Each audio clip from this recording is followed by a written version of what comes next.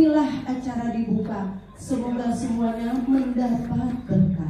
Amin. Bismillahirrahmanirrahim. Assalamualaikum warahmatullahi wabarakatuh. Waalaikumsalam warahmatullahi wabarakatuh. Selamat siang dan salam sejahtera buat kita semua.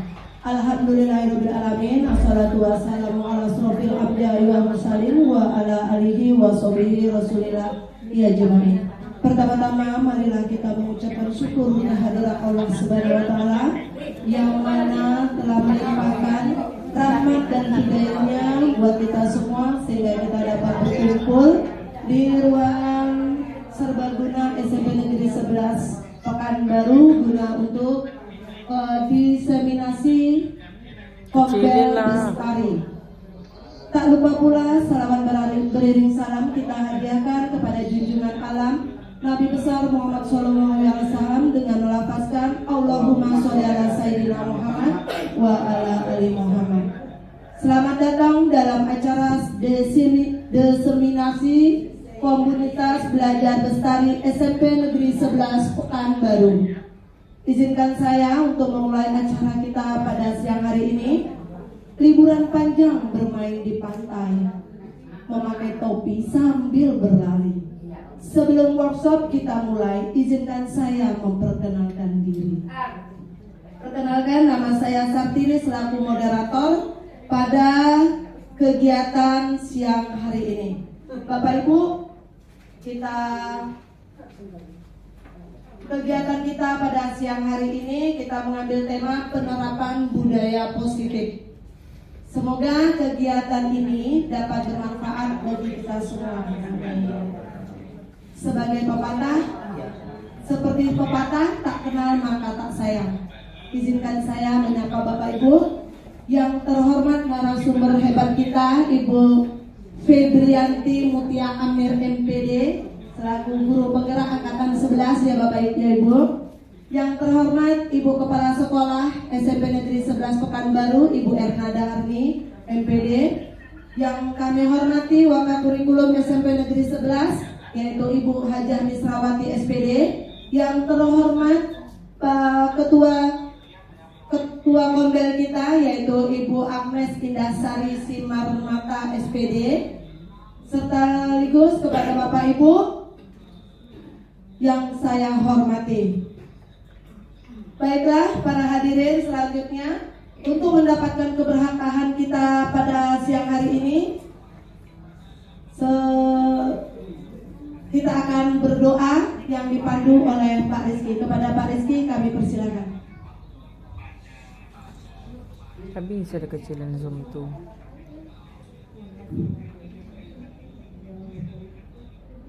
Assalamualaikum warahmatullahi wabarakatuh. Waalaikumsalam warahmatullahi wabarakatuh. Selamat siang dan salam sejahtera bagi kita semua. Sebelum memulai acara ini, marilah kita menundukkan kepala memohon ampunan Allah Subhanahu wa taala. Semoga acara ini mendapatkan berkah dan diridhoi oleh Allah Subhanahu wa taala. Amin. Bismillahirrahmanirrahim. Alhamdulillahirabbil alamin. Wassalatu wassalamu ala asrofil anbiya'i wal mursalin wa ala alihi washabihi ajmain. Ya Allah ya Rahman, dengan segala kerendahan hati kami panjatkan puji syukur kehadirat-Mu atas rahmat dan hidayah yang Kau berikan kepada kami. Ya Allah, kami mohon kepada-Mu, bimbinglah kami agar kami senantiasa menjadi hamba-Mu yang pandai mensyukuri nikmat-nikmat-Mu. Ya Allah Tuhan yang Maha Kuasa, jadikanlah acara Kombel kami hari ini mengenai diseminasi budaya positif sebagai majelis ilmu yang bermanfaat dalam upaya meningkatkan mutu pendidikan di negeri kami. Ya Allah, kami mohon kepada-Mu kesehatan jasmani dan rohani agar kami dapat mengikuti kegiatan dari awal hingga berakhirnya kegiatan ini. Ya Allah, kabulkanlah doa kami. Rabbana atina fid dunya hasanah wa fil akhirati hasanah wa qina adzabannar.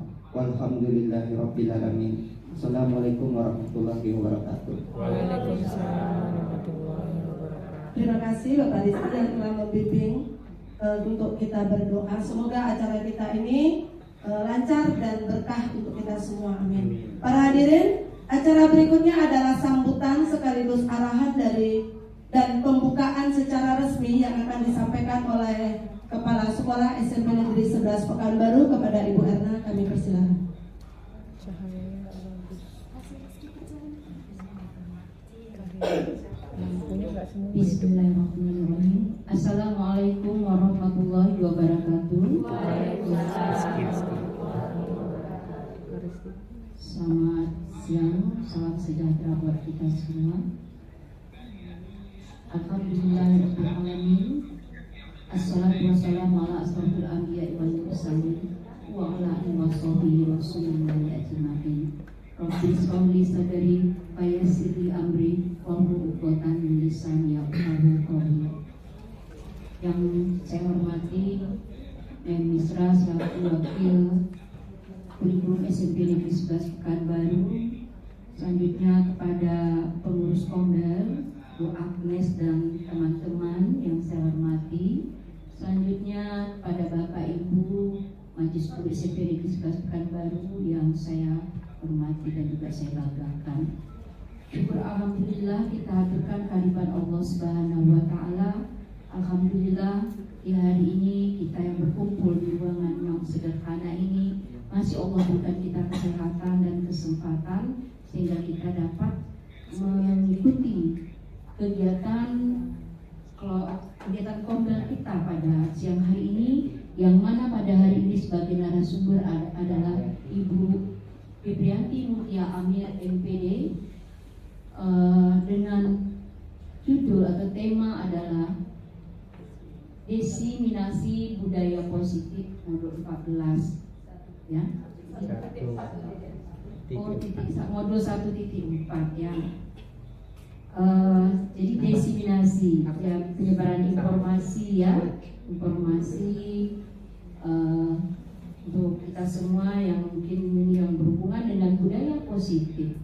Ini memang sangat kita perlukan sekali ya Bapak dan Ibu, di mana beberapa hari terakhir karena ini mulai dari tahun ajaran baru, biasanya siswa baru memang mereka masuk di lingkungan yang baru, masih harus selalu kita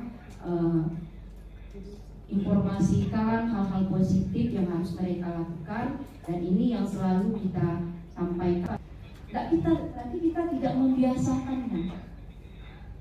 Jadi ya nanti mudah-mudahan dengan diseminasi budaya positif yang disampaikan oleh narasumber kita Ibu Riri pada hari ini akan lebih cerah, mendapat pencerahan kita semuanya, sehingga ke depan seluruh kita, bukan hanya anak-anak kita, tapi seluruh warga SMP Negeri 11 Pekanbaru akan selalu ya membudayakan ya sikap positif atau budaya positif di sekolah maupun di mana saja kita berada.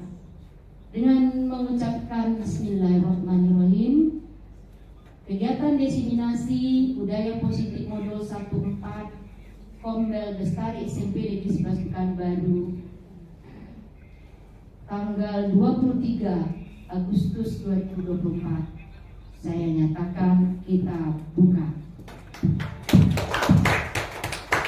Itu yang dapat saya sampaikan pada sambutan kali ini. Selanjutnya saya akhiri dengan wabillahi taufiq wal hidayah. Assalamualaikum warahmatullahi wabarakatuh. Waalaikumsalam warahmatullahi wabarakatuh. Waalaikumsalam. Terima kasih ke Ibu yang telah memberikan sambutan, arahan sekaligus membuka secara resmi acara diseminasi komunitas belajar bestari SMP Negeri 11 Pekanbaru. Baiklah Bapak Ibu, kegiatan dispensasi kita penerapan budaya positif kali ini didampingi oleh guru hebat kita yaitu Ibu Febrianti Mutia Amir MPD. Beliau ini berkompeten di bidangnya. Harapan kita setelah mengikuti kegiatan ini kita dapat menerapkan dalam SMP Negeri 11 Pekanbaru. Izinkan saya untuk menyapa narasumber kita yaitu Ibu Febrianti Mutia Amir. Sehat Bu? Alhamdulillah. Baiklah, Bapak Ibu, marilah kita bersama menyimak paparan narasumber hebat kita, yaitu Ibu Febrianti Mutia Amir. Kepada Ibu kami persilakan.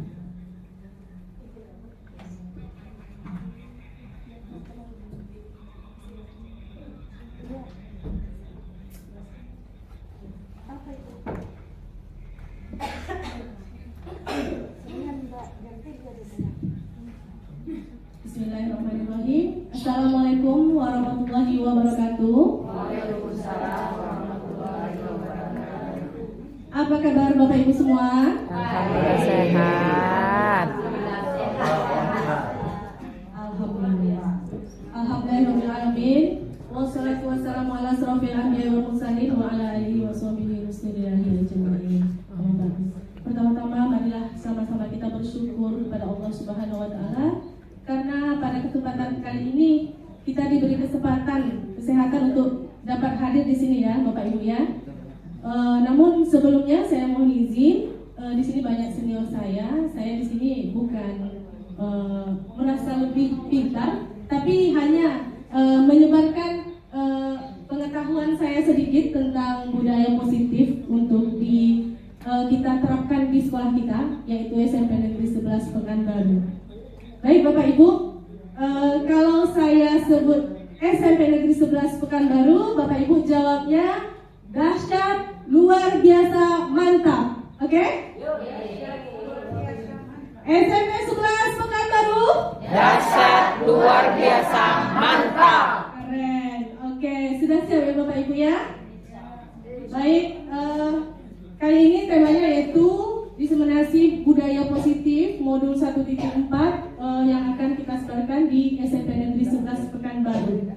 Nah, di sini kalau kita baca ini budaya positif, apa kira-kira yang terlintas di benak Bapak itu? Kebaikan, kebiasaan yang baik. Pembiasaan. Ya, saya di sini Kebiasaan tapi pembiasaan. ya. Pembiasaan. Ada lagi? Bapak Ibu? Sesuatu yang dilakukan dengan baik. Sesuatu yang dilakukan dengan baik. Oke. Diseminasi bisa, budaya positif bisa itu suatu kebiasaan, kebiasaan kebajikan yang kita laksanakan, yang kita biasakan di suatu organisasi atau satuan ya. Nah, itu bisa dikatakan dengan budaya positif. Nah, sebelum kita masuk, kita ingin melihat sedikit kilas balik dari filosofi dari Ki Hajar Dewantara, yaitu pendidikan. Pendidikan menurut Ki Hajar Dewantara itu tujuannya yaitu menuntun segala kodrat yang ada pada anak agar mereka dapat mencapai kebahagiaan dan keselamatan setinggi-tingginya, baik sebagai manusia maupun sebagai anggota masyarakat. Oleh karena itu, pendidik hanya dapat menuntun tumbuh atau hidupnya kekuatan kodrat yang ada pada anak agar dapat memperbaiki laku hidupnya dan tumbuhnya kekuatan kodrat anak tersebut. Ya Bapak Ibu, mari. Nah, di sini budaya positif. Budaya positif itu adalah nilai dan kebiasaan di sekolah yang berpihak pada murid agar mereka dapat berkembang menjadi pribadi yang kritis, penuh hormat dan tanggung jawab sesuai profil pelajar Pancasila. Nah, Bapak Ibu pernah dengar ya pembelajaran yang berpihak pada murid? Pernah ya Bapak Ibu ya? Atau pembelajaran teacher center, pernah dengar Bapak Ibu? Pernah? Apa itu teacher center? Berpusat pada guru, yaitu guru hanya mentransfer ilmu saja ya, hanya kita memberikan ilmu saja tanpa tahu apakah anak ini bisa menerima atau tidak. Yang penting kita transfer saja ilmu sesuai dengan materi yang kita siapkan. Oke, di sini ada konsep kuncinya. Budaya positif yang pertama itu adalah perubahan paradigma belajar. Yang kedua, disiplin positif. Yang ketiga, kebutuhan dasar manusia. Yang keempat, motivasi perilaku manusia. Yang kelima, posisi kontrol restitusi. Yang keenam, keyakinan kelas atau keyakinan sekolah. Yang ketujuh, segitiga restitusi. Baik, kita lihat di sini. Nah, perubahan paradigma belajar. Nah, perubahan paradigma belajar ini yaitu pembelajaran dengan paradigma baru merupakan pembelajaran yang dirancang berdasarkan prinsip pembelajaran berdiferensiasi sehingga siswa belajar sesuai kebutuhan berdasarkan tahap perkembangan sesuai teori psikologi modern untuk mewujudkan profil pelajar Pancasila. Dalam membangun budaya positif, sekolah dapat menyediakan lingkungan yang positif, aman, dan nyaman agar siswa mampu berpikir, bertindak, mencipta dengan merdeka, mandiri, dan bertanggung jawab. Nah, di sini kita mengharapkan siswa kita nantinya berperilaku mencerminkan profil pelajar Pancasila, Bapak Ibu ya. Profil pelajar Pancasila itu ada berapa elemen, Bapak Ibu? Masih ingat? Berapa? 5 atau 6? Ya, 6 ya Bapak Ibu ya. Ya, 6. Nah, jadi untuk mencapai perilaku anak yang mencerminkan profil pelajar Pancasila itu kita hendaknya idealnya kita memberikan pembelajaran yang berdiferensiasi. Ya, Bapak Ibu tahu berdiferensiasi? Ya? Halo? Bapak Ibu tahu? Kayaknya banyak yang ngantuk nih ya. Jam-jam rawan ini.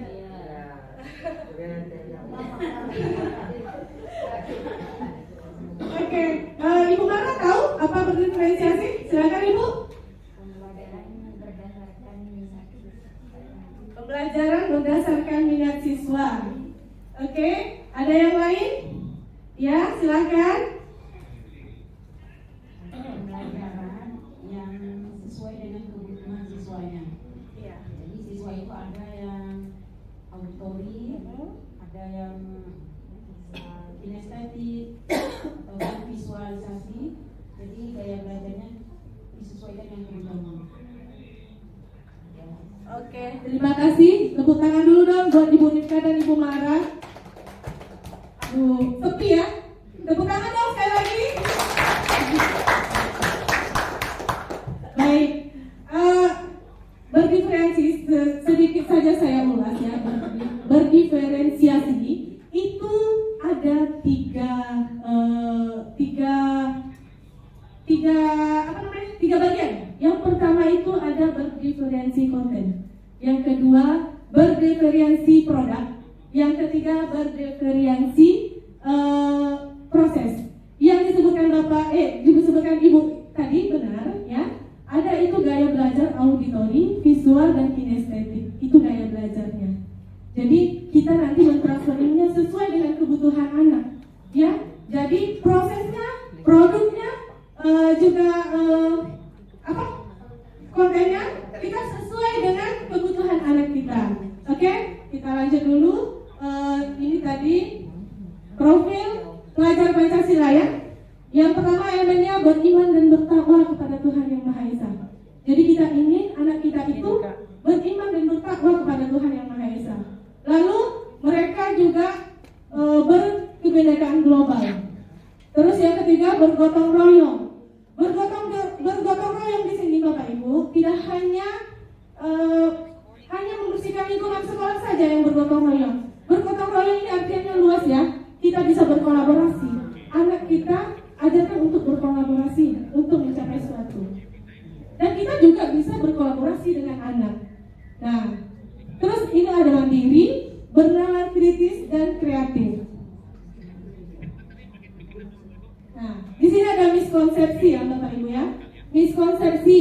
Yang pertama itu ya, miskonsepsi yang berkaitan dengan teori kontrol. Yang pertama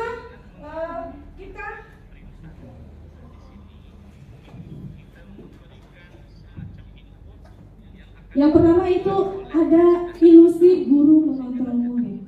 Kita berpikir kita bisa mengontrol murid, tapi kenyataannya tidak. Ya, nanti kita bisa lihat. Yang kedua, ilusi bahwa semua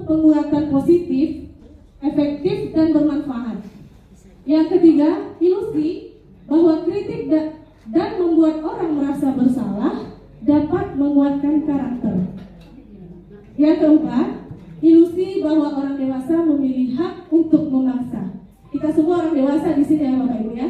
Guru orang dewasa ya. Kita berilusi kita bisa memaksakan hak kita kepada murid. Seandainya murid kita bersalah gitu, kita sudah mengingatkan tapi tetap tidak berubah, kita paksakan. Nah, tapi kenyataannya tidak bisa seperti itu. Nah, ini ada mengubah paradigma stimulus respon ke pendekatan teori kontrol. Pada stimulus respon itu ada realitas kebutuhan kita sama. Ternyata pada teori kontrol itu realitas kebutuhan kita berbeda Bapak Ibu. Nah, di stimulus respon semua orang melihat hal yang sama. Pada teori kontrol setiap orang memiliki gambaran yang berbeda. Lalu kita mencoba mengubah orang agar berpandangan sama dengan kita. Pada teori kontrol, kita berusaha memahami pandangan orang lain tentang dunia. Pada stimulus respon, orang lain bisa mengontrol saya. Tapi ternyata pada teori kontrol hanya Anda yang bisa mengontrol diri Anda. Tidak bisa orang lain ya Bapak Ibu ya. Lalu saya bisa mengontrol orang lain. Tidak bisa. Anda bisa mengontrol, Anda tidak bisa mengontrol orang lain. Yang hanya bisa mengontrol diri kita sendiri. Tidak bisa kita mengontrol orang lain maupun orang lain mengontrol kita. Selanjutnya ada pemaksaan. Pemaksaan ada pada saat bujukan gagal. Nah, seandainya ini ada siswa nih membuat kesalahan, kita membujuknya, namun tidak juga berubah. Ya, akhirnya dipaksa. Ya, ternyata itu tidak bisa.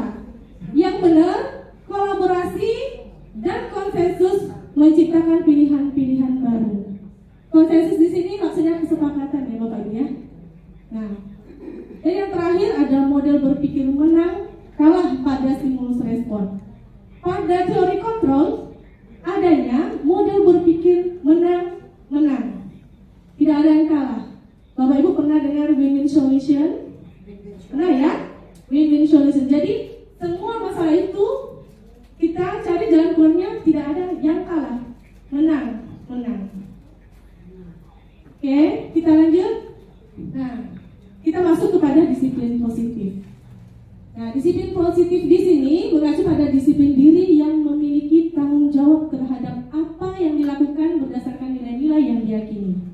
Disiplin positif merupakan salah satu penerapan disiplin yang bertujuan menumbuhkan kesadaran serta memberdayakan peserta didik tanpa imbalan atau penghargaan, ancaman ataupun hukuman. Oke. Nah, coba perhatikan Bapak Ibu, sebagai pendidik, tujuan kita adalah menciptakan peserta didik yang memiliki disiplin diri hingga mereka berperilaku mengacu pada nilai-nilai kebajikan universal dan memiliki motivasi intrinsik dalam perubahan perilaku ke arah yang lebih baik. Nah, di sini ada kebutuhan dasar manusia. Kebutuhan dasar manusia itu ada yang pertama bertahan hidup, yang kedua penguasaan, yang ketiga kesenangan, keempat kasih sayang dan rasa diterima, yang kelima kebebasan. Nah, bertahan hidup ini contohnya ya kita untuk makan, berpakaian, tempat tinggal, keamanan dan kesehatan ya Bapak Ibu. Semua itu kebutuhan dasar. Kalau untuk penguasaan itu harga diri, keinginan untuk dianggap memimpin, berprestasi, diakui dan didengar. Kalau untuk kesenangan yaitu bermain, humor, antusiasme, tertawa, itu termasuk kebutuhan kesenangan. Nah, selanjutnya kasih sayang. Kasih sayang ini rasa diterima, dipedulikan, kerjasama, menjadi bagian dari kelompok. Nah, kalau ada kan di antara siswa kita itu berkelompok-kelompok, tapi ada yang disisihkan. Nah, yang disisihkan ini mungkin dia tidak akan terpenuhi kebutuhan dasarnya, yaitu kasih sayang dan rasa diterima.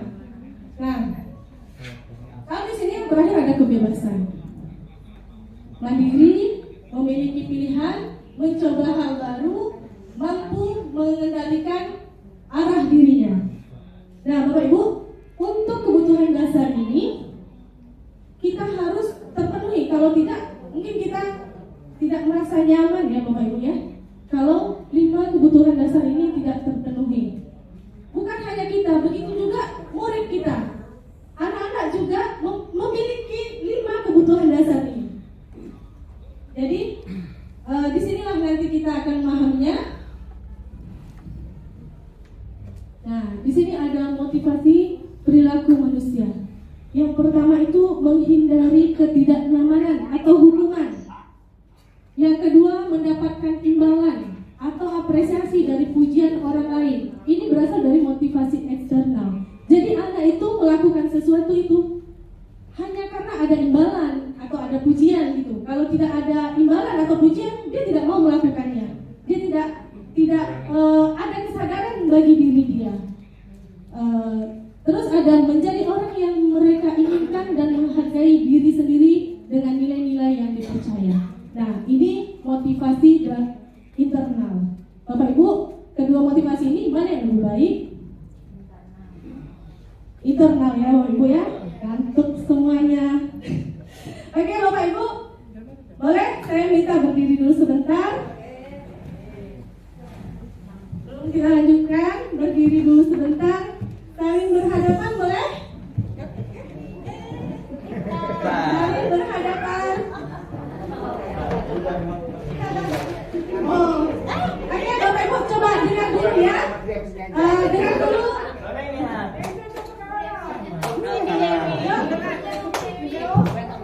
Ayo, yang di sebelah Linda kiri sibuk. saya, coba perhatikan.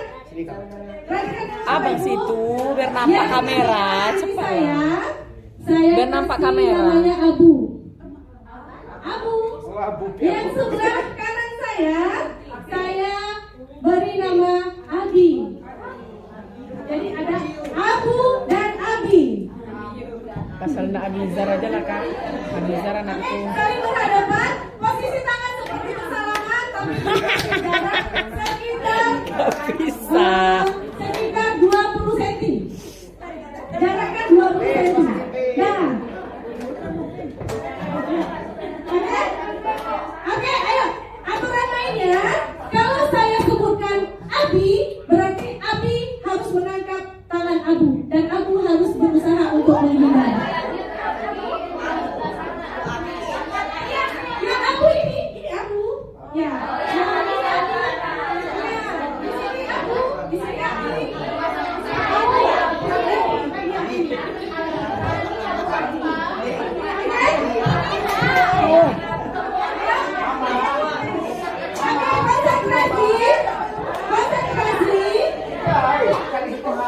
Konsentrasi. Sekali lagi biar tidak salah paham. Kalau saya sebutkan Abu, berarti Abu menangkap tangan Abi. Abi berusaha untuk menghindar.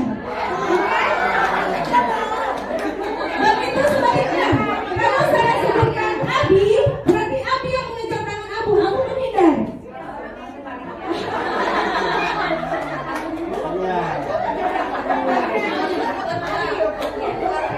Oke, siap? Siap? Abi.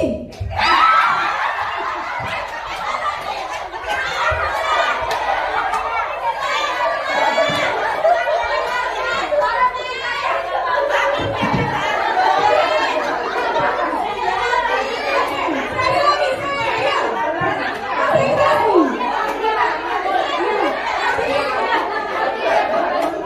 Konsentrasi ya Bapak Ibu ya. Konsentrasi dimulai.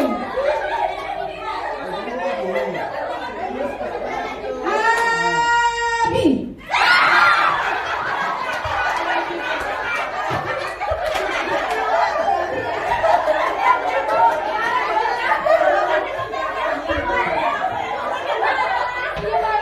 Sekali lagi ya. Sekali lagi konsentrasi dulu.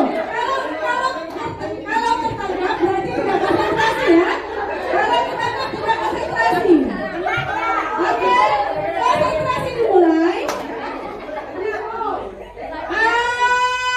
Abu.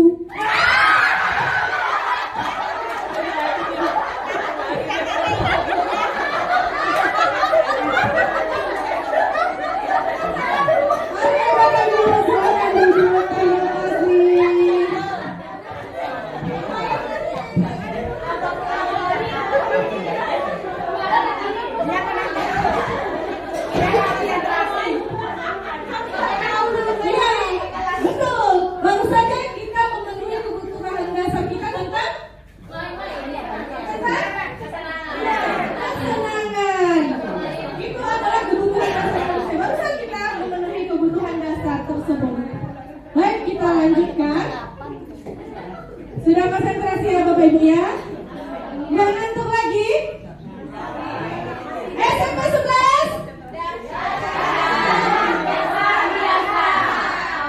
Mantap. Oke. Aduh, ini nggak kelihatan ya? Waduh.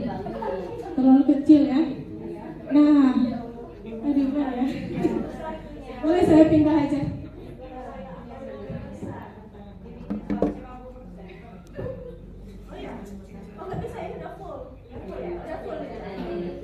Oke.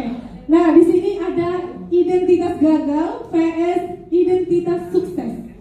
Ya, berangkat dari identitas gagal ke identitas sukses. Nah, di sini pada identitas gagal ada hukuman. Pada identitas sukses yaitu disiplin, itu ada konsekuensi dan restitusi. Ya, aduh saya nggak bisa baca ini. Kita baca dari yang di sini aja. Oke? Nah, oh iya. Nah.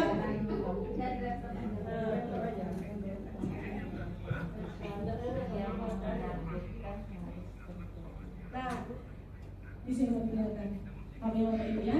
Nah, di sini ada identitas gagal itu sesuatu yang menyakitkan harus terjadi. Ya. Itu berada di kolom hukuman. Pada konsekuensi sesuatu harus terjadi. Pada restitusi merupakan pilihan. Mungkin Bapak Ibu di sini masih ngambang ya, nggak paham ya, belum ngerti ya. Nanti saya jelaskan. Nah, terus pada hukuman tidak nyaman untuk murid atau anak untuk jangka waktu yang panjang. Terus pada konsekuensi korban bisa diabaikan. Maaf, baru buka kelihatan. Pada konsekuensi tidak nyaman untuk murid atau anak untuk jangka pendek. Restitusi menguatkan untuk murid atau anak dalam jangka waktu yang panjang.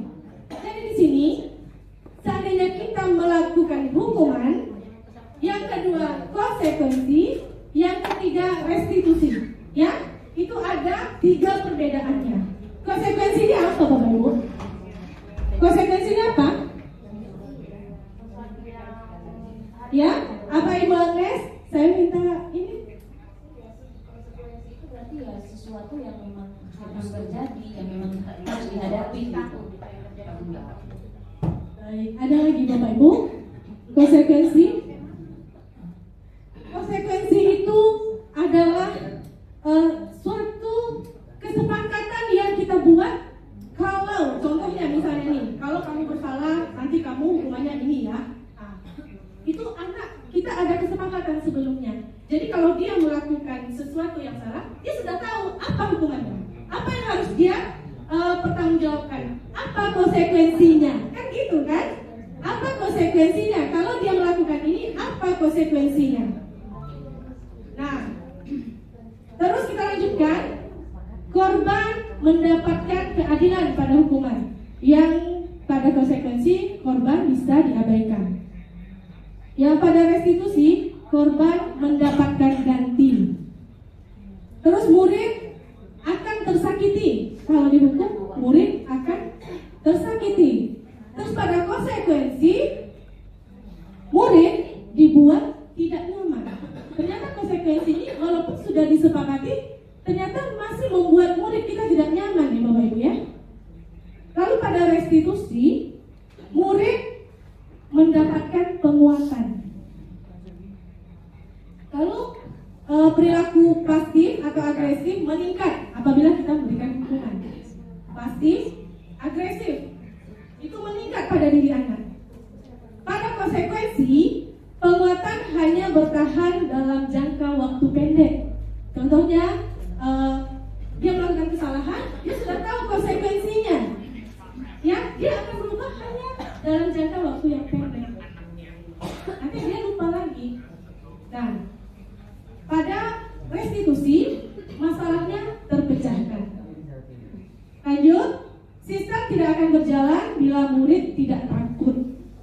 Ya, walaupun kita memberikan hukuman, tapi muridnya tidak takut.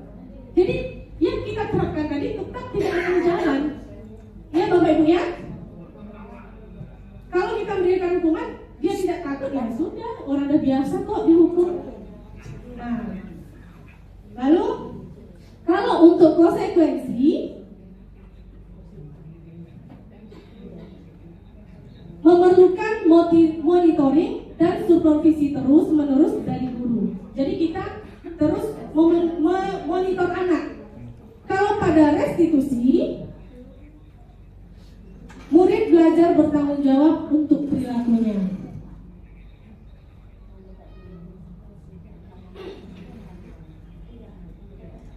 Lanjut, pada hukuman berlaku hanya pada sebuah institusi, tidak berlanjut pada kehidupan nyata. Nah, pada konsekuensi membantu penerapan mengikuti peraturan dalam masyarakat. Pada restitusi, fokus pada pemecahan masalah dalam jangka waktu panjang. Nah, pada hukuman, peraturannya adalah kamu harus, kan kata-katanya begitu ya, kamu harus begitu. Ada hukuman. Pada konsekuensi, kita bertanya, apa peraturannya? Apa peraturannya? Gimana? Mampukah kamu melakukannya? Seperti apa konsekuensinya? Kita bertanya seperti itu pada konsekuensi. Nah, pada restitusi yang kita tanyakan, apa yang kamu yakini? Apa yang kamu yakini? Apa yang bisa kamu lakukan untuk memperbaiki masalah ini? Nah, pada restitusi itu pertanyaannya. Berbeda ya Bapak Ibu ya? Berbeda ya? Berbeda jauh dengan hukuman. Peraturannya adalah, nah, kita langsung menjelaskan, ini peraturannya seperti ini. Tapi pada restitusi, kita tanya dulu, apa yang kamu yakini? Oke, lanjut. Pada hukuman, murid akan membenci peraturan. Nah, pada konsekuensi, murid menghormati peraturan. Ya, pada konsekuensi ini Bapak Ibu ada juga positifnya, namun ada negatifnya, ada kelemahannya. Di sini juga terdapat banyak positifnya. Pada restitusi, murid menghormati dirinya dan orang lain. Ya, berbeda ya Bapak Ibu ya. Oke. Nah, pada hukuman, nah ucapan kita awas ya, kalau dilakukan lagi nanti awas kamu. Kalau kita berikan hukuman, ya. Ya. Ancaman tuh. Ancaman, ya. Pada kalau kita berikan hukuman. Nah, kalau pada konsekuensi, lakukan apa yang saya katakan. Ya. Ya, itulah di konsekuensi itu terdapat kelemahan dan kelebihannya. Pada restitusi, apakah hal ini yang sesungguhnya ingin kamu lakukan? Tentu kalau anak merasa bersalah, pasti dia jawab tidak. Pasti dia punya alasan ya. Nah, terus di sini mode paksaan, stimulus respon, teori kontrol, mendorong menyalahkan diri. Kalau kita menghukum, berarti kita mendorong siswa itu menyalahkan dirinya sendiri. Pada konsekuensi, mendorong pada kepatuhan pada aturan yang sudah kita buat. Pada restitusi, mendorong disiplin positif. Nah, pada hukuman yang terakhir ini konsep, bukan yang terakhir ini ya, konsep dari buruk, konsekuensinya konsep diri baik. Pada restitusi ya, konsep diri kuat.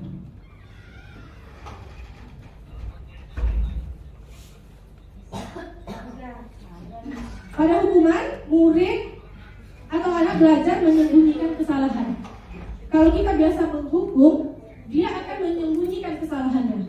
Pada konsekuensi, murid belajar taat pada peraturan. Nah, di sini positif ya, Bapak Ibu ya. Nah, pada restitusi, murid belajar memecahkan masalah. Pada hukuman, mencoba mengontrol anak dengan penguatan negatif. Ya, membayar impas kesalahannya. Jadi kalau dia berbuat salah, dia harus bayar kesalahannya. Itu pada hukuman. Pada konsekuensi, kehilangan hak, waktu jeda seorang diri, atau penahanan. Ya, restitusi Murid tidak kehilangan waktu, namun bersemangat untuk memperbaiki diri. Kalau tiba-tiba tidak diharapkan atau sangat melukai, kalau pada hukuman, yang pada konsekuensi sudah diketahui masuk akal, kalau itu sudah kesepakatan. Restitusi berupa undangan untuk mengadakan restitusi. Kalau hukuman dibuat oleh guru, konsekuensi dibuat oleh guru dan murid, itu tadi kesepakatan. Pada restitusi dibuat oleh murid. Ya, yang terakhir, menyakitkan. Pada hukuman itu menyakitkan. Guru menjalani konsekuensi dengan menyalahkan, mengkritik, menyindir, dan merendahkan. Nah, pada konsekuensi membantu guru menyatakan peraturan, melakukan peringatan, dan penerapan konsekuensi. Pada restitusi menguatkan, guru menyebutkan keyakinan kelas, membimbing kerangka acuan berpikir restitusi murid. Cahayanya bagus karena lampu yang tengah mati. Oke, di sini udah kelihatan ya Bapak Ibu. Saya pindah lagi. Nah, di sini ada hukuman. Hukuman itu ciri-cirinya tidak terencana atau tiba-tiba. Betul nggak Bapak Ibu? Yeah. Betul nggak? Kalau dia buat kesalahan, tiba-tiba kita kasih hukuman. Terlambat dia masuk kelas, kamu dari mana? Dari kantin ya? Dari sana. 2 lapangan basket. Hukuman. 2 keliling lapangan basket. Itu hukuman ya? Nah, contohnya seperti itu. Nah, yang kedua, ya kalau di pada konsekuensi terencana, disepakati sesuai peraturan. Nah, kalau pada restitusi, proses menciptakan kondisi bagi murid untuk memperbaiki kesalahan. Nah, di hukuman ini ciri-ciri yang berikutnya, murid tidak tahu apa yang akan terjadi atau apa yang akan dilibatkan. Berikutnya bersifat satu arah. Satu arah, paham ya Bapak ya? Itu kalau komandannya kan dari kita, terus kita perintah ke anak, itu kan satu arah. Terus berupa hukuman fisik atau psikis. Pada konsekuensi yang keduanya murid tetap dibuat tidak nyaman. Ternyata pada konsekuensi ini tetap tidak nyaman ya, walaupun kita membuat kesepakatan di awal, tetap tidak nyaman. Nah, yang ketiga, sikap guru selalu memonitor murid. Nah, pada restitusi yang berikutnya itu proses kolaboratif yang mengajarkan murid untuk mencari solusinya sendiri. Nah, di sini hukuman, konsekuensi atau restitusi. Bapak Ibu, yang pertama mencatat 100 kali di dalam buku kalimat "saya tidak akan terlambat lagi karena terlambat ke sekolah". Kira-kira ini hukuman. Oke, yang kedua, lari mengelilingi lapangan basket 2 kali karena terlambat hadir di sekolah. Hukuman. Yang ketiga, membersihkan coretan yang dibuatnya di meja tulis. Konsekuensi. Murid diminta untuk push up 15 kali karena tidak menggunakan masker. Hukuman. Menggantikan kertas tugas teman yang telah dicoret-coret. Berjemur di lapangan basket pukul 12 siang karena mengobrol dengan teman. Hukuman. Benar nggak? Benar. Kita lihat ya. Ternyata yang pertama konsekuensi ya, Bapak Ibu Hampir ya. terjatuh. Konsekuensi, yang kedua hukuman.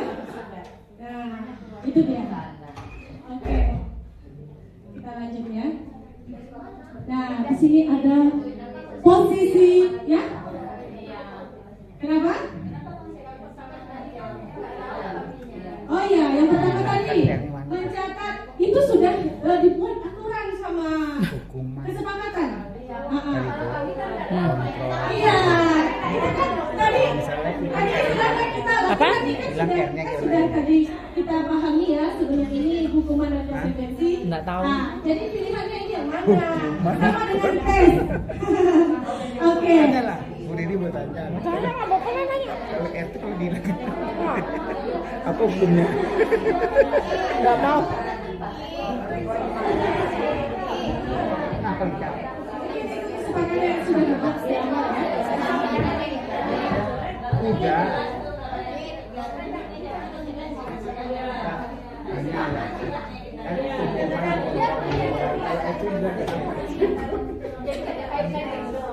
Bisa kita lanjut Bapak Ibu? Oke, kita lanjut ya. Di sini ada posisi kontrol guru. Nah, di sini posisi kontrol guru ada 5. Yang pertama sebagai penghukum, yang kedua pembuat rasa bersalah, yang ketiga sebagai teman, yang keempat sebagai pemantau, yang kelima sebagai manajer. Oke, kita lihat dulu sebagai penghukum itu. Nah, ini dia. Nah, bisa ya? Nampak ya Bapak Ibu ya? Nah, kata-katanya itu ya patuhi aturan saya atau awas katanya. Seperti yang saya sampaikan tadi, ya. Seorang penghukum itu menggunakan hukum fisik maupun verbal. Orang-orang yang menjalankan posisi penghukum senantiasa mengatakan bahwa sekolah memerlukan sistem atau alat yang dapat menekan murid-murid lebih dalam lagi. Guru yang menerapkan posisi penghukum akan berkata seperti ini. Nah, jujur saja Bapak Ibu ya, sebelum saya memahami ini, posisi saya menghukum. Saya sering menghukum siswa, ya. Tapi setelah saya memahami ini, saya mencoba untuk tidak melakukannya. Ya. Sekarang posisi Bapak Ibu di mana nih? Di mana? Manajer. Iya. Apa itu manajer? Iya, yang mengatur di atas ya. Oke, nanti kita pahami. Oke, kita lanjut dulu. Ya. Yang kedua ada pembuat rasa bersalah. Nah, di sini pada posisi ini biasanya guru akan bersuara lebih lembut. Membuat rasa bersalah akan menggunakan keheningan yang membuat orang lain merasa tidak nyaman, bersalah atau rendah diri. Nah, kata-kata yang keluar itu biasanya ibu sangat kecewa ya sama kamu. Nah, berapa kali bapak harus memberitahu kamu? Nah, iya. Gimana coba kalau orang tua kamu tahu kamu berbuat begini? Nah, ya kan? Nah, di posisi ini murid itu memiliki penilaian dirinya yang buruk. Jadi murid merasa tidak berharga dan telah mengecewakan orang-orang yang dia sayangi. Ya? Nah, di sini kita hindari. Ya, kita hindari. Nah, posisi berikutnya adalah sebagai teman. Nah, Bapak Ibu, SMP 11. Luar biasa. Mantap. Kembali ke laptop. Oke? Di sini yang ketiga ada posisi sebagai teman. Nah, pada posisi ini guru tidak akan menyakiti murid ya, namun akan tetap berupaya mengontrol murid melalui persuasi. Nah, posisi teman pada guru bisa negatif ataupun positif. Positif di sini berupa hubungan baik yang terjalin antara guru dan murid. Guru di posisi teman menggunakan hubungan baik dan humor untuk mempengaruhi seseorang. Mereka akan berkata, ayo, bantulah Bapak, bantulah demi Bapak. Ayo, ingat tidak ada bantuan Bapak selama ini. Ingat tidak bantuan Bapak selama ini. Nah, ya sudah, kali ini tidak apa-apa, nanti Ibu bantu bereskan. Nah, itu kata-kata yang kita sampaikan kalau posisi kita sebagai teman. Nah, hal negatif dari posisi teman ini adalah bila suatu saat guru tersebut tidak membantu, maka murid akan merasa kecewa. Dan dia akan berkata, saya pikir Bapak itu teman saya. Murid ini merasa dikecewakan dan tidak mau lagi berusaha. Nah, disinilah hal negatifnya. Oke, kita lanjut. Yang keempat ada posisi pemantau. Nah, memantau berarti mengawasi. Pada saat kita mengawasi, kita bertanggung jawab atas perilaku orang-orang yang kita awasi. Nah, posisi pemantau berdasarkan pada peraturan-peraturan konsekuensi. Dengan menggunakan sanksi atau konsekuensi, kita dapat memisahkan hubungan perilaku kita dengan murid. Sebagai seorang yang menjalankan posisi pemantau, pertanyaan yang diajukan seorang pemantau yaitu peraturannya apa? Seperti tadi ya, peraturannya apa? Apa yang telah kamu lakukan? atau konsekuensinya apa? Nah, di sini seorang pemantau mengandalkan perhitungan, catatan, data yang dapat digunakan sebagai bukti atas perilaku seseorang. Nah, posisi pemantau sendiri berawal dari teori stimulus respon yang menunjukkan tanggung jawab guru dalam mengontrol murid. Jadi posisi pemantau ini gimana? Bagus apa enggak? Gimana? Terdapat juga positif dan negatifnya. Yang terakhir ada posisi sebagai manajer ya Bu Risani ya. Oke, Bu Risani tadi milih posisi manajer. Nah, posisi terakhir itu manajer adalah posisi di mana guru berbuat sesuatu bersama dengan murid, mempersilahkan murid mempertanggungjawabkan perilakunya, mendukung murid agar dapat menemukan solusi atas permasalahannya sendiri. Nah, ya, kelihatan ya? Oke, kita lanjut. Nah, kalau di posisi manajer biasanya dia akan berkata apa yang kita yakini. Kembali ke keyakinan kelas yang kita buat. Bapak Ibu tahu keyakinan kelas? Kesepakatan kelas. Ya. Keyakinan kelas ini terlahir dari kesepakatan kelas. Ya. Kita dari aturan berubah menjadi kesepakatan dan berubah menjadi keyakinan. Nah, dia akan berkata jika kamu memperbaiki ini, hal ini menunjukkan apa tentang dirimu. Nah, murid akan mencari solusinya sendiri ya Bapak Ibu ya. Jadi tugas seorang manajer bukan hanya mengatur perilaku seseorang, kita membimbing murid untuk dapat mengatur dirinya. Seseorang manajer bukannya memisahkan murid dari kelompoknya, tapi mengembalikan murid tersebut ke kelompoknya dengan baik dan kuat. Nah, pada kelima posisi kontrol ini mana yang lebih baik Bapak Ibu? Manajer? Betul?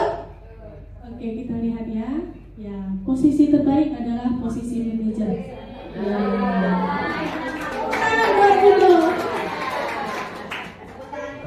Oke, kadang-kadang tidak kira-kira Bapak Ibu.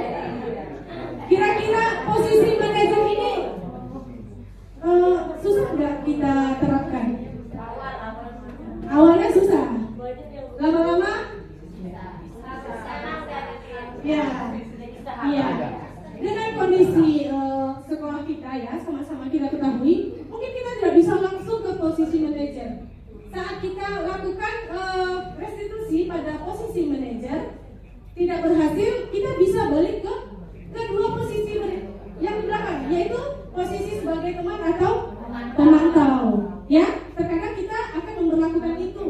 Mungkin karena belum terbiasa ya, mungkin siswanya juga belum terbiasa untuk memanage dirinya. Kita mudah untuk restitusi, belum terbiasa, mungkin kita gunakan dulu kedua posisi ini. Baik, kita lanjut. Nah, ini ya, di antara kedua posisi itu posisi manajer. Nah, sebagai manajer, guru dapat membuat sesuatu bersama murid, mempersilahkan bertanggung jawab dan mendukung murid agar dapat menemukan solusi. Nah, selain itu, manajer mengacu pada restitusi yang dapat menjadikan murid sebagai manajer bagi dirinya sendiri sehingga dapat tercipta identitas positif pada diri murid.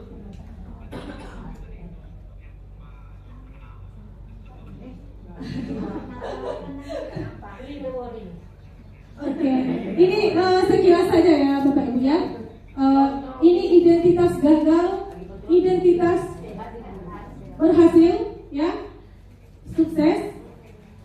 Ini lalu identitas berhasil sukses, ya. Di sini Bapak Ibu saya kilaskan ya. Pada identitas gagal ini, kalau kita menerapkan pola hukuman atau pembuat rasa bersalah pada murid, itu identitas murid akan gagal. Dia akan merasa dirinya tidak berguna. Dia akan merasa dirinya tidak baik. Nah, di situ ya terdapat identitas gagal. Kita akan bergeser kepada identitas yang sukses. Nah, kita di sini menggunakan posisi kontrol sebagai teman, sebagai pemantau, dan sebagai manajer. Nah, ini tadi yang tertulis namun tidak kelihatan ini Bapak Ibu sudah kita bacakan sebelumnya tadi. Sudah saya kasih contoh di masing-masing posisi kontrol. Oke, kita lanjut. Nah, ini ada keyakinan kelas. Nah, tadi bertanya ya, apa itu keyakinan kelas? Nah, keyakinan kelas ini bersifat lebih abstrak daripada peraturan yang lebih rinci dan konkret. Nah, itu Bapak Ibu, tadi kan saya katakan keyakinan kelas ini lahir dari peraturan-peraturan yang kita yakini. Peraturan itu kita buat sebagai kesepakatan. Kita buat, guru dan murid membuat kesepakatan, namun bahasanya kita perhalus lagi. Ya, contohnya kalau kesepakatan apa contohnya? Tidak boleh terlambat, ya kan? Kalau kita perhalus bahasanya dengan keyakinan kelas, contohnya tidak boleh terlambat apa? Datang tepat waktu. Nah, itu dia ya. Kalau kita buat tidak boleh terlambat, itu artinya kan masih itu tidak keyakinan kelas, ya. Itu masih bersifat peraturan ataupun konsekuensi apa? Bukan. Kesepakatan, bisa jadi kesepakatan, ya. Tapi di sini kita membuat keyakinan. Jadi kita memperhalus bahasanya. Baik, kita lanjut. Ini Bapak Ibu contoh yang saya lakukan pada kelas 93. Awalnya saya membuat kesepakatan, saya memberikan sticky note masing-masing murid. Mereka akan membuat di situ macam-macam ya, yang mereka sampaikan apa yang tidak boleh rasanya mereka tulis di situ. Lalu mereka tempel di depan. Setelah itu kita rangkum Bapak Ibu. Rata-rata banyak yang sama ya, tujuannya sama. Contohnya tidak boleh terlambat katanya, tidak boleh ke kantin segala macam. Nah, di situ bisa kita simpulkan masuk kelas tepat waktu. Nah, tidak boleh mengganggu, tidak boleh begini kan, banyak itu. Jadi kita simpulkan saling menghargai. Nah, setelah kita berkesepakatan, kita minta anak-anak kita untuk menandatangani kesepakatan kita tadi. Nah, kesepakatan kita tadi ditandatangani seluruh kelas. Nah, di sini banyak wali kelas ya. Sebaiknya wali kelas membuat kesepakatan kelas ini yang akan kita transformasi menjadi keyakinan kelas. Jadi keyakinan kelas ini yang akan membuat murid kita menyadari, dia harus meyakini apa yang telah mereka tetapkan. Ini mereka sendiri yang buat, bukan kita. Kan tadi kita sudah mengarahkan ya, kita memberikan sticky note, dia menuangkan di dalam itu, mereka yang buat. Lalu kita simpulkan menjadi keyakinan kelas.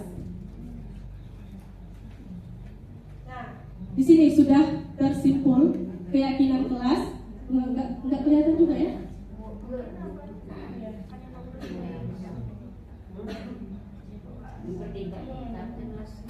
Ya, kira-kira seperti itulah ya, yang dibuat oleh kelas 93, kesepakatan keyakinan kelasnya. Jadi keyakinan kelas ini sifatnya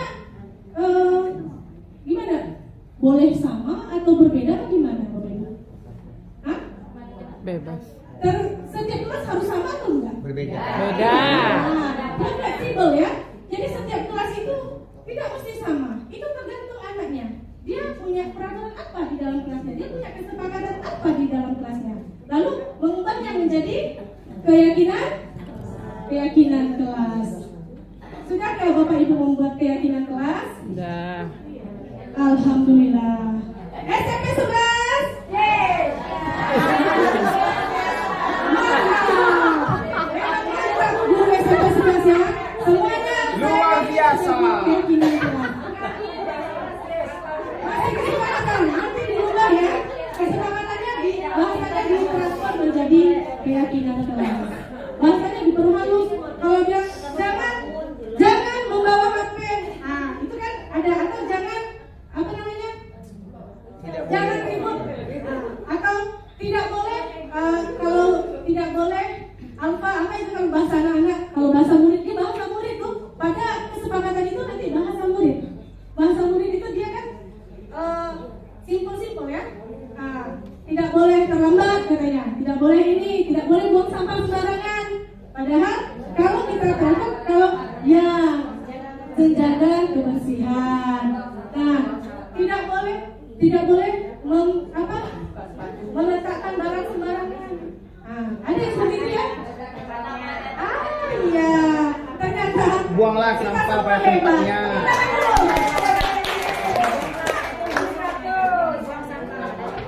Lanjut Bapak Ibu. Apa masih Udah, ngantuk? membuang. Masih ngantuk? Lanjut? Oke. Kita lanjut ya. Di sini ada itu tadi Bapak Ibu. Itu apa itu restitusi? Apa itu restitusi? Nah, di sini ada segitiga restitusi, yaitu guru sebagai manajer melakukan proses dialog yang dilakukan guru dan siswa serta menghasilkan murid yang mandiri dan bertanggung jawab. Nah, segitiga restitusi ini ada terbagi 3. Yang pertama, menstabilkan identitas. Yang kedua, validasi tindakan yang salah. Yang ketiga, menanyakan keyakinan. Nah, keyakinan apa? Keyakinan yang sudah kita buat tadi, ya, yang sudah kita buat tadi. Jadi anak kalau dia melanggar, kita kembalikan ke keyakinan kelas. Apa yang sudah kamu yakini? Ya kan Bapak Ibu? Oke, kita lanjut. Nah, menstabilkan identitas itu dilakukan berdasarkan prinsip bahwa membuat kesalahan adalah bagian dari proses pembelajaran yang nantinya akan menggeser identitas gagal ke identitas sukses. Nah, contohnya berbuat salah itu hal yang manusiawi. Setiap orang pasti pernah berbuat salah. Nah, ini contoh kata-kata kita menstabilkan identitas anak ya. Nah, jadi dia tadinya yang ketakutan, yang merasa dia salah. Jadi kita mengatakan berbuat salah itu hal yang wajar. Jadi anak-anak dia merasa oh dia akan percaya diri lagi, ya dia tidak akan merasa ketakutan. Nah berikutnya, ibu tidak tertarik untuk mencari tahu siapa yang benar siapa yang salah. Ibu tertarik untuk menyelesaikan masalah. Nah pada keadaan ini kadang-kadang anak kan, bu dia duluan bu, dia duluan, dia duluan ibu, dia yang ini duluan bu. Nah kita tidak mencari siapa yang salah siapa yang benar, tapi kita menyelesaikan masalahnya. Oke, kita pasti bisa menyelesaikan masalah ini. Kita tekankan kepada anak, jadi anak tidak takut. Lalu yang kedua ada validasi tindakan yang salah. Nah, validasi tindakan yang salah dilakukan berdasarkan prinsip bahwa setiap perilaku berupaya memenuhi suatu kebutuhan tertentu, sehingga guru atau orang tua akan bergeser dari pemikiran stimulus respon menjadi proaktif, serta akan lebih mengenali dan mengakui kebutuhan murid. Nah, di sini contohnya kamu melakukan itu pasti punya alasannya ya. Nah, terus apa yang penting bagi kamu? Nah, di sini kita memvalidasi tindakannya. Nah, kamu boleh tetap berusaha menjaga sikap itu, tapi kamu perlu menambahkan sikap yang baru. Contohnya dia marah begini karena dia diganggu, ya boleh mempertahankan sikap itu, tapi tambahkan sikap yang baru. Padahal kamu bisa melakukan hal yang lebih buruk dari ini. Dia hanya marah-marah, ya dia hanya marah-marah, tapi sebenarnya tidak bagus juga ya marah-marah ya. Nah, dia marah-marah terhadap temannya yang mengganggu. Nah, maksudnya di sini padahal kamu bisa melakukan yang lebih buruk dari ini ya. Makanya kamu bisa mempertahankan sikapnya yang tidak melebihi itu. Oke? Yang ketiga ada menanyakan keyakinan. Nah, menanyakan keyakinan dilakukan dengan memberikan pertanyaan bermakna kepada murid atau anak untuk memunculkan motivasi secara intrinsik sehingga mampu mengaitkan keyakinan dengan tindakan yang salah. Nah, contohnya ini ya. Apa nilai-nilai kebajikan yang telah kita sepakati? Nah, apa yang kita percaya sebagai warga atau kelas?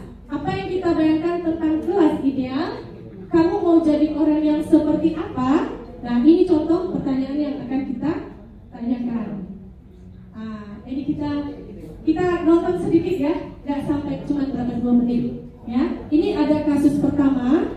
Ini Mita tidak senang karena penanya selalu diambil adik teman sekelasnya. Dia marah dan tidak bisa menahan emosinya. Oke, disimak ya Bapak Ibu ya.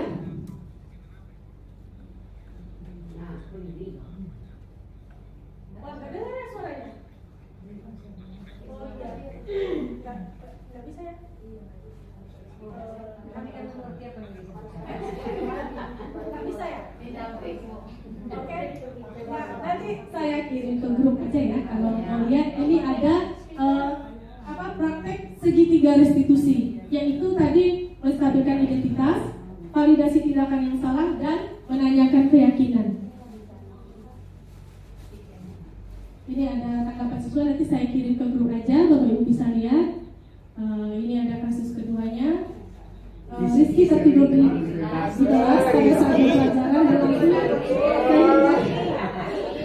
Iya, teman-teman namanya Rizky, ini dia orangnya. Ini dia orangnya. Kelas 93. Rizky Ramadan. Iya.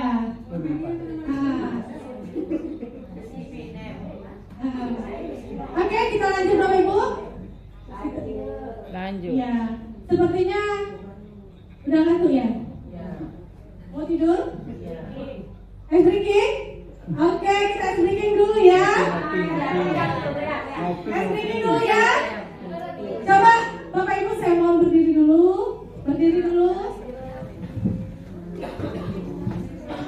Aturan mainnya sambil didengar ya. Aturan mainnya, kalau saya sebutkan pagi, Bapak Ibu tepuk 1 kali. Kalau sebutkan siang, tepuknya 2 kali. Kalau sebutkan malam, tepuknya setengah. Soalnya orang pada tidur. Ya, setengah aja. Orang pada tidur. Oke, paham Bapak Ibu? Oke. Bisa dimulai? Oke, konsentrasi. Pagi, siang, pagi, pagi, pagi, siang, siang, siang, pagi, malam. Oke, silakan untuk Bapak Ibu ke belakang semua sudah konsentrasi. Oke, Bapak Ibu. Nah, dan ternyata sudah selesai materinya. Bapak Ibu di sini ada yang ingin bertanya atau ada yang ingin memberikan masukan tentang materi budaya positif? Ya, baik, silakan Ibu Agnes. Baik, terima kasih untuk kesempatannya. Izin bertanya. Nah, dari materi yang luar biasa yang sudah disampaikan oleh Ibu Riri, kami tentu mendapat banyak sekali ilmu, banyak sekali sesuatu yang baru. Ya, jadi ada tadi yang cukup menarik. Saya bacakan sedikit kalimatnya. Dalam membangun budaya positif sekolah, sekolah dapat menyediakan lingkungan yang positif, aman, nyaman bagi siswa. Ya, artinya berarti tidak boleh lagi ada posisi kontrol guru penghukum, kemudian pembuat rasa bersalah. Harapannya guru bisa menjadi posisi kontrol manajer ya. Kalaupun tidak bisa manajer, mungkin teman dan pemantau dulu ya, bertahap seperti itu. Nah, kalau untuk di sekolah kita ini Bu, SMP Negeri 11 Pekanbaru, ya kan? Kalau menurut apa yang kami lihat sehari-harinya, masih ada terjadi miskonsepsi paradigma baru tadi yang sudah disebutkan. Ilusi bahwa orang dewasa boleh bertindak memaksa, yang mungkin tujuannya adalah baik, tujuannya untuk mensukseskan. Tapi pada yang kita tangkap dari materi tadi justru menghasilkan siswa dengan identitas gagal. Ya. Nah, masih terjadi labeling di sekolah kita. Contohnya yang lagi hangat-hangatnya kelas 87 mungkin sering disorot pada saat di lapangan. Kemudian terjadi juga kekerasan fisik ataupun verbal. Nah, jadi kira-kira bagaimana Bu Riri supaya kita bisa menerapkan budaya positif ini di sekolah kita? Tentu berarti dimulai dari gurunya dulu, baru ke siswa, seperti itu kan? Mohon pencerahannya. Terima kasih. Aplaus dulu dong Ibu Bilang. Sangat bagus sekali ya pertanyaannya, sangat bagus sekali. Nah, di sana tadi Bapak Ibu, nah, tujuan kita mencapai posisi manajer tadi tidaklah mudah ya Bapak Ibu ya. Apalagi dengan kondisi sekolah kita sama-sama tahu bagaimana keadaannya siswa-siswa kita. Untuk mencapai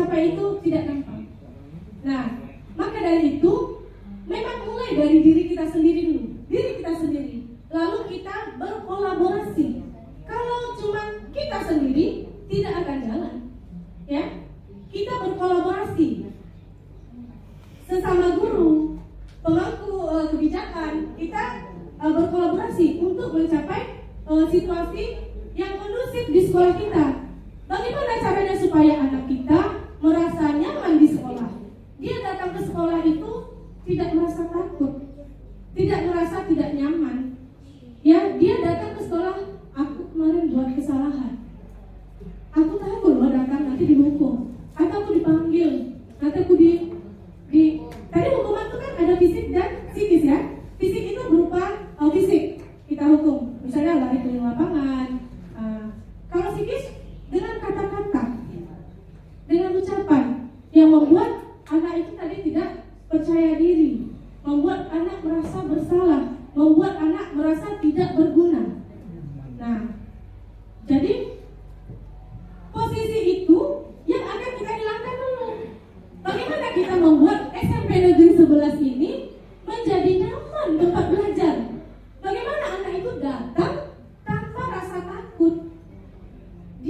Dia tahu kalau dia diundang untuk restitusi. Sayang sekali ya tadi tidak keluar suaranya, tapi nanti kalau saya kirim ke grup ya. Bagaimana dia diundang untuk dia menyelesaikan masalahnya. Nah, untuk mencapai posisi tadi kan saya bilang itu tidak gampang. Nah, kalau itu tidak tercapai, kita bisa kembali dulu ke posisi pemantau dan sebagai teman. Kita dekati dulu anak itu, kita ajak dia bicara, kita gali dulu apa masalahnya. Dia melakukan sesuatu itu pasti ada alasannya. Iya kan? Tidak mungkin dia tidak mempunyai alasan. Kembali lagi kepada kelima kebutuhan dasar manusia.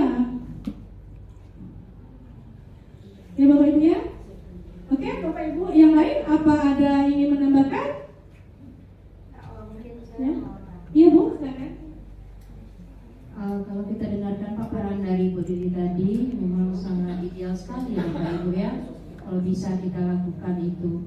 Tapi itu kan teori baru ya. Teori ini memang bagus, muluk-muluk aja. Tapi sikonnya sekarang kondisi tidak sama. Seluruh Indonesia ini kondisi siswanya apa? Jangan Indonesia, Pekanbaru aja lah. Anak kota, anak SMP 4 dengan anak SMP 11 ini tidak sama kondisinya. Contoh, misalnya ketika kita ini saya kalau dengan mendengarkan ceramah tadi menyadari bahwa selama ini saya berarti sering memberikan hukuman, menghukum. Contoh, ketika kita memberikan sesuatu di hadapan siswa kita, kemudian ada yang menimpali, contohnya kemarin kan ada yang menimpali dengan bahasa itu kan kurang bagus. Misalnya, sampai kapan nak kalian berubah? Sampai mati. Kalau ada yang seperti itu, kalau kita tidak boleh langsung memberikan tindakan, bagaimana caranya? Sementara ini di hadapan yang lain, kita harapan kita supaya yang lain juga jangan seperti itu. Nah, jadi ini tolong berikan kami pencerahan dan mungkin tadi kita harus memberikan contoh, ya contoh bagaimana yang bisa kita berikan supaya jelas. Kemudian mungkin tindakan untuk anak-anak yang ada beberapa yang kita lihat di sekolah kita ini, seperti di awal sudah saya katakan tadi, berkali-kali kita menyampaikan bahwa tidak ideal kan, tidak di mana-mana sekolah. Saya lihat coba Bapak Ibu pergi ke sekolah-sekolah lain, apakah Bapak Ibu pernah melihat gelas-gelas minuman, piring-piring makan dari kantin itu ada di halaman di dalam halaman sekolah? Rata-ratanya di kantin. Bahkan Mbak Riri sampai ada di tong sampah, sampai di tempat pembuangan sampah dipilih-pilih Bu Mursida itu sama Nofri. Kemarin di Parit ya Ibu Tri, dicampakkan. Akhirnya seperti itu, akhirnya kan susah kita untuk dapat menerapkan teori ideal yang diciptakan oleh entah siapalah orangnya ini. Justru zaman dulu kala ketika bapak emak kita dulu, zaman saya lah sekolah, nampaknya lebih sukses, lebih berhasil luar sama zaman dulu dengan cara mengajar bapak ibu guru kita zaman dahulu. Mungkin yang mau ini enggak lagi. Kalau zaman kami masih, ya, apalagi yang orang tua kita. Jadi teori-teori orang sekarang ini justru kita bisa lihat bagaimana perkembangan karakter bangsa Indonesia, anak-anak muda Indonesia, generasi muda Indonesia saat ini. Presiden aja senang aja mereka malah ucap-ucapnya.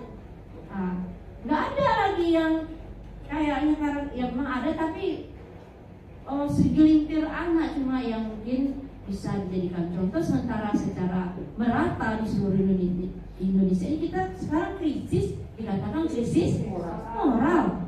Nah ini mungkin tolong Bu Riri jawab dengan teori yang tadi bagaimana agar kamu semua dapat memahaminya. Terima kasih. Assalamualaikum warahmatullahi wabarakatuh.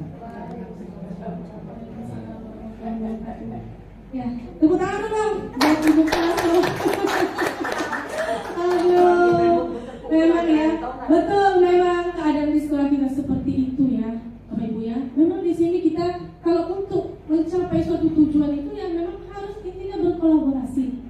Kalau hanya 1-2 orang guru saja yang menerapkan kedisiplinan kepada anak itu tidak bisa. Memang harus keseluruhan berkolaborasi.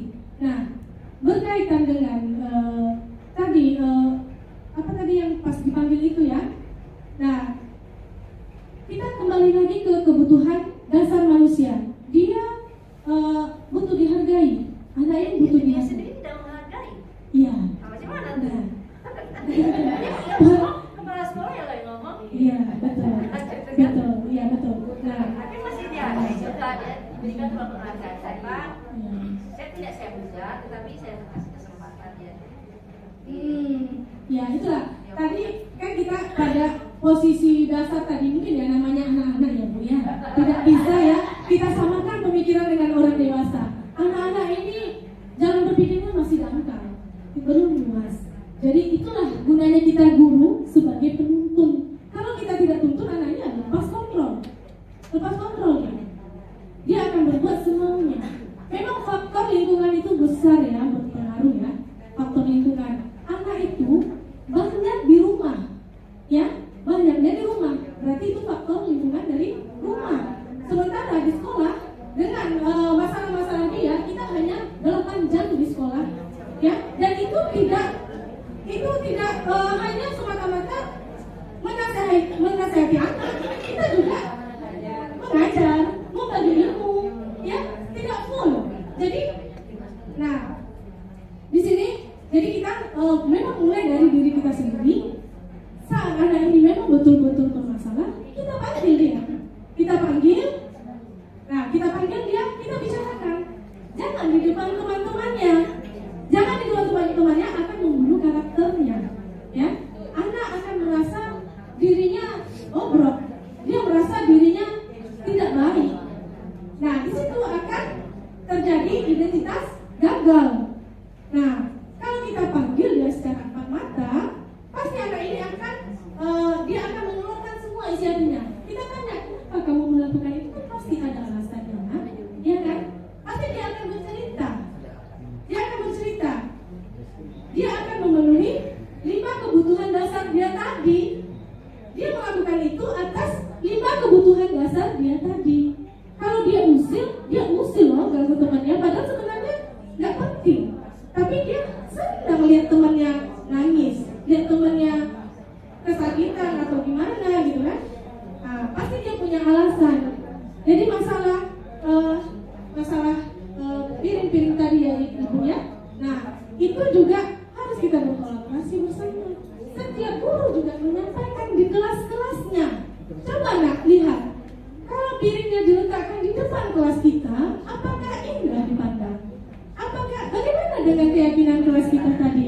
Menjaga kebersihan. Apakah ini menjaga kebersihan? Atau kita bertanggung jawab meletakkan barang pada tempatnya? Nah, kita kembalikan ke keyakinan kelas yang sudah kita buat tadi. Begitu kira-kira Ibu? Ibu kurikulum ada? Baik, narasumber hebat. Kalau diarahkan ini kepada saya pribadi, inilah saya mungkin yang terjadi selama ini. Bahkan maaf, kawan sendiri mengucap saya kalau keraskan kasar. Saya sadari. Tapi bagaimana? Inilah adanya. Sebenarnya ini terjadi seperti kata Pak Sudah tadi. Kita kurang kerjasama, kolaborasi kita tidak kurang. Letakkan sangat jauh. Adalah kata kawan-kawan di kelas. Sebelum keluar habisan pelajaran kita tambah kasih di komen. Nah, nanti ke kantin jangan sampai waktu ke depan ya. Bisa jadi kalimat itu kan. Kalau kita mau kerjasama, jangan sampai bawa piring gelas ke depan. Dan capek ke sekolah bisa jadi kan. Sebelum ibu bapak udah keluar jam 10 itu. bunyi jam istirahat aja. Komelah sedikit. Baru ingatkan dia lagi. Itu komunikasi mungkin. Kalau saya mau angkat tangan memang saya lebih sangat keras. Sekarang contoh kemarin di lapangan. Anak main tisu, melempar tisu, ibu duduk di bawah pohon. Terus kita sama saya komentari, ibu bersama anak, ibu marah ke saya. Saya tahu kan? 7 orang dulu marah ke saya, sangat marah ke saya memantang marahnya anak. Sampai saya gampang anak. Dan kan sekarang ya saya contoh belas sekolah memegangnya. Tapi ibu kan kurang kerjasama. Saya di komentari ramai-ramai di bawah pohon. Tapi biarlah. Setelah kita dapat ini, marilah bersama kita berkolaborasi, kita berdiri tadi. Terutama PR besar ini, piring dan gelas yang kita tadi bukan ini. Iya, itulah mungkin yang dan baik tentang kebersihan kelas itu. Sebelum masuk itu, kolaborasi itu aja kita dulu jadilah. Sebelum masuk, mulai belajar. Seperti biasa dulu kita dulu kan kita tahu piket itu dulu, sampah besi kelas. Nyaman kita di kelas. Pastikan kelas pagi sampah depan kelas kosong. Mulai kita belajar. Sebelum jam keempat nanti guru keluar, kan tak langsung keluar itu. Komenlah sedikit dulu. Itu aja kita ansur dulu jadilah supaya piring gelas tak maju juga dia di depan wastafel sekolah. Nanti kata tamu datang memang ya jadi. Pertama berdiri di depan pelupuk, pandanglah pas di kelas 96 bukan apa-apa ibu putri karena itu nampak langsung berwarna-warni, pink, merah, oranye, ada semua warna pada piringnya. Memang sangat jelek sekali. Mungkin dari itu mungkin tambahan memang karena termasuk agak keras mengingatkan beliau kadang-kadang terlalu kasar mungkin karena anak kita sama kita tahu kondisinya sekarang ini 2 bulan ini baru belum 2 bulan agak berat rasanya itu terasa sekali saya temui di sekolah itu masih teman loh teman yang panjang punya lu sakit itu teman lo panjang setelah langsung dia bilang kan saya lalu mana bersama berkisah yang itu ada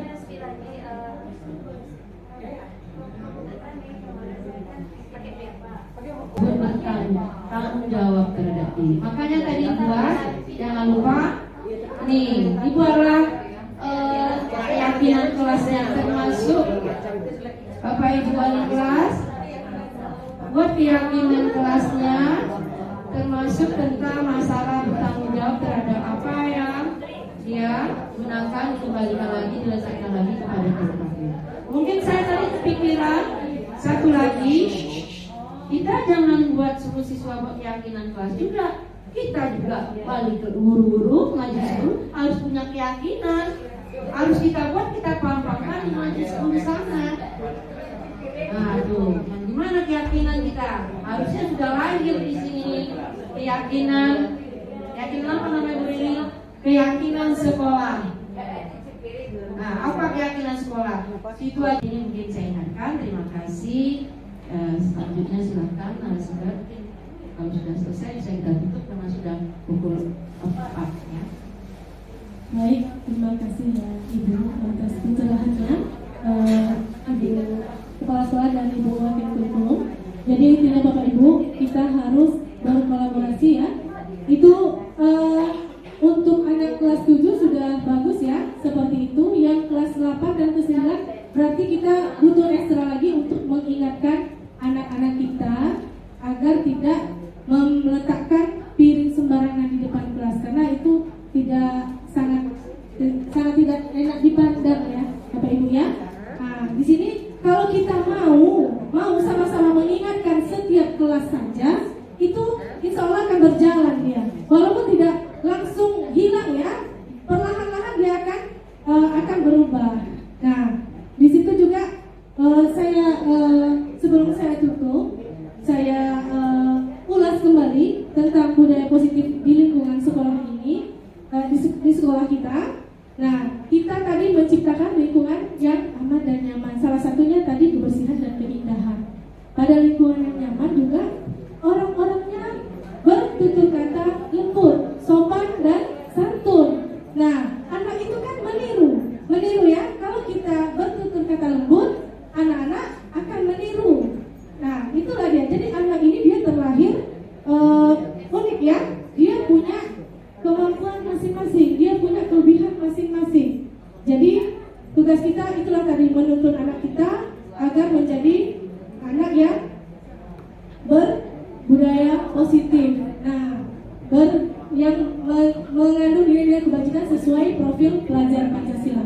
Baik Bapak Ibu, terima kasih untuk hari ini sudah mengikuti apa yang saya sampaikan tadi. Semoga bisa kita sama-sama kita terapkan di sekolah kita.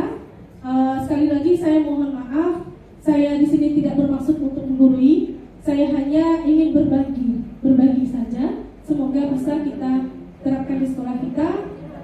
Segala kesalahan saya mohon dimaafkan.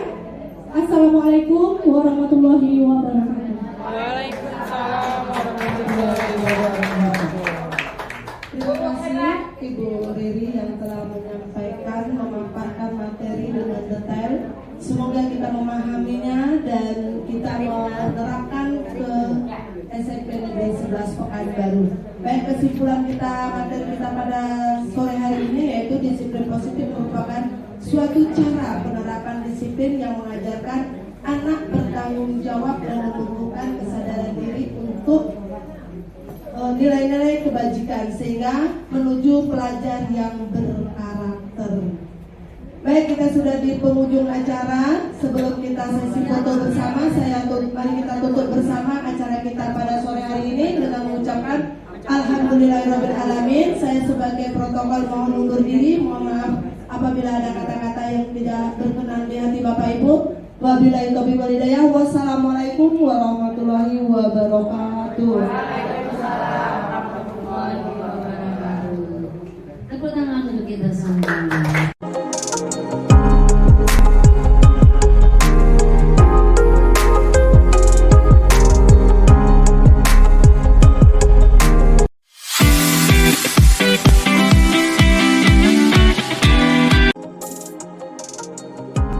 Assalamualaikum warahmatullahi wabarakatuh.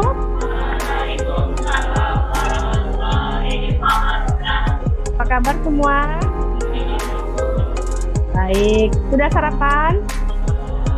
Oke, baik. Kali ini kita mau buat keyakinan kelas ya nak. Sudah tahu keyakinan kelas itu apa? Sudah tahu? Sudah, sebelumnya sudah pernah buat ya? Sudah? Ada yang belum tahu? Oke, keyakinan kelas itu kita buat sama seperti kita membuat peraturan, ya. Kita buat kesepakatan dari aturan-aturan yang kita berlakukan. Contohnya di sekolah kan sudah ada aturan ya. Di sekolah kita ada aturan ya, ada ya. Nah, begitu juga di kelas kita buat aturan. Nah, jadi aturan itu nanti kita buat dalam bentuk keyakinan, ya, dalam bentuk keyakinan. Jadi nanti kita sepakati dulu aturan apa yang akan kita buat, lalu kita buat ke dalam keyakinan kelas. Paham Nana? Paham ya? Oke? Nah, nanti Ibu akan bagikan kertas ini. Kalian buat kira-kira kesepakatan apa yang akan kalian buat untuk nanti kita buat dalam keyakinan kelas. Ya? Bisa? Lu bagikan ya. Oper aja ternyata.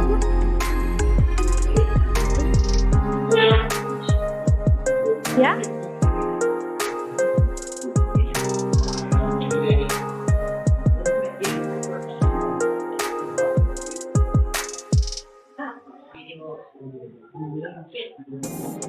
Udah?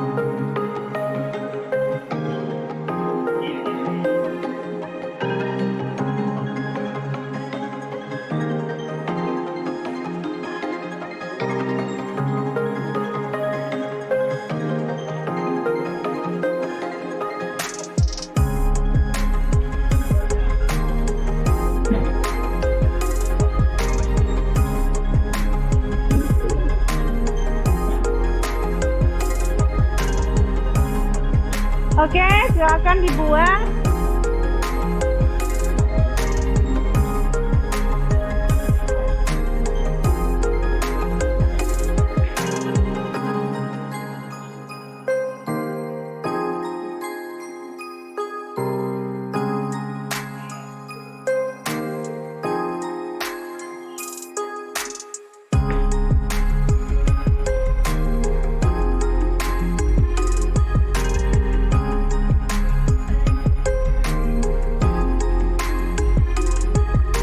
Oke, sudah selesai. Ayo, silakan ditempelkan ke depan.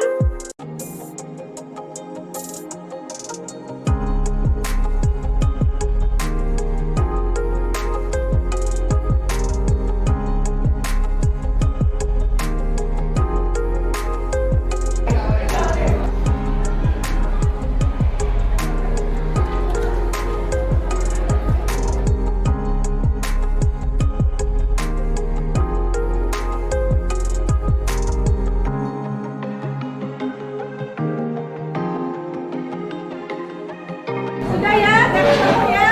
Ini keyakinan kelas kita. Yang pertama, berdoa sebelum memulai belajar. Saling menghargai, menjaga kebersihan lingkungan. Datang ke kelas tepat waktu, dengarkan dengan sesama angkat tangan sebelum berbicara. Oke, nah untuk supaya kalian memang betul-betul bersemangat tentang keyakinan kelas, makanya kita nanti kalian diminta untuk menandatangani keyakinan kelas kita, yaitu surat keyakinan kelas 923. Oke, ya ini aja itu ya.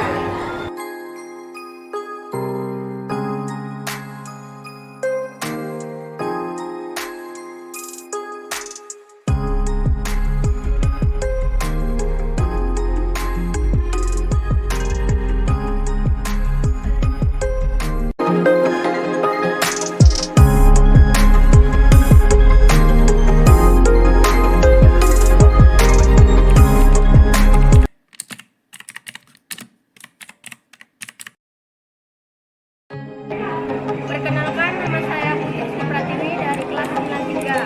Perkenalkan nama saya Susuno dari kelas 93. Perkenalkan, nama saya Lina dari kelas 93.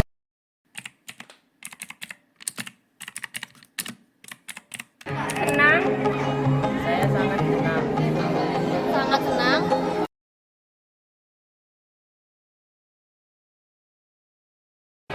Sangat penting, Sangat penting. sangat penting.